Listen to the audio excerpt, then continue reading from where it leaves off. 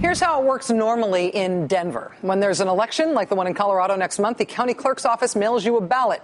Get your ballot in the mail, you fill it out, then you either mail it back in or you drop it off in person. But to get your ballot in the first place, it comes in the mail. That is normally how it works in Denver in a mail ballot election.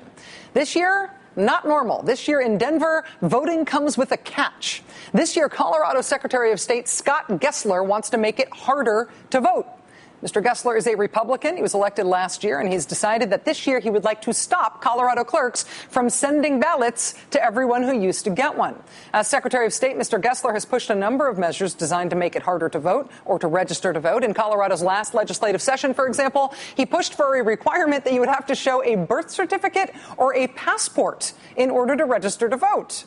Because, don't you always have your birth certificate on you when the nice League of Women Voters lady outside the supermarket asks if you'd like to register? Don't you keep that in your pocket or your glove box?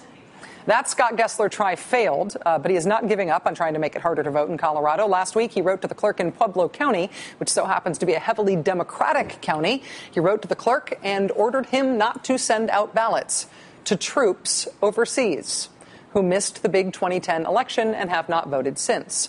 He wants them to be considered inactive. Quote, as my office has previously explained, you do not have the authority to mail ballots to such voters. The clerk of Pueblo County says he believes the law requires him to send ballots to overseas troops in order to help them vote. The clerk told the Colorado Independent, quote, you can just imagine the troops have bigger things on their minds. When they have the ballot in their hand, they'll vote. But the Pueblo County clerk also says he will comply with this order from the Secretary of State. Overseas troops from Pueblo County who haven't voted just lately, who've been kind of busy fighting on our nation's behalf and didn't have a chance to respond to the postcard reminders. Thanks to your state's Republican Secretary of State, there will be no ballots sent to you to vote in this next election. The Secretary of State raised the same objection in Denver County, but he did it after Denver had already sent out their ballots to troops overseas. In Denver's case, Gessler actually ordered the county not to send ballots to 1 in 5 Denver voters. 1 in 5 Denver voters who would usually get a ballot. 1 in 5 considered inactive because they had not gone to the polls since last year. Instead of a ballot, they are supposed to get a reminder. Quote, send an additional postcard to inactive voters. Such an approach will be more economical than sending mail ballots to all inactive voters. Just for kicks, let's look at the map of these inactive voters in Denver, who the Republican Secretary of State now says shouldn't get ballots mailed to them so they can't participate in the next election. Okay, here's where the inactive voters live. The redder the precinct, the more people who have skipped voting since last year, okay? Now, here's another map. This one shows Denver by race and ethnicity. The white folks are in green. See the orangey strips? Those are the Hispanic neighborhoods.